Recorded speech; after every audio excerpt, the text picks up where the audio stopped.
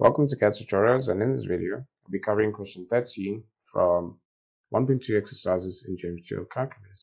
So it says, if the recommended adult dosage for a drug is D in milligrams, then to determine the appropriate dosage C for a child of age A, pharmacists use the equation C equals that.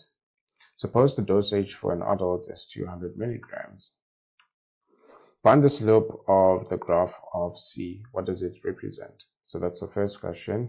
So we're told that the dosage of an adult is D, and that D is now given to us as 200 milligrams. And the A is the age of the child. So just keep it like that and multiply through. So if I multiply through, we're going to get 8.34 A plus 8.34.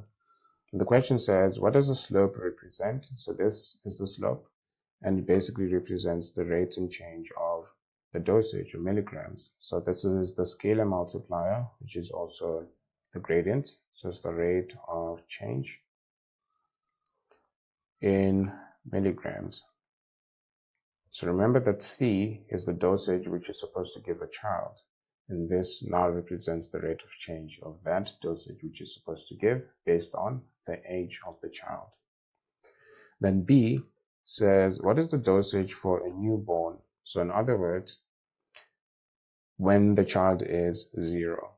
So A is the age of the child, and you're asked to now substitute 0 there. And if you substitute 0, just have this part, which is 8.34 milligrams.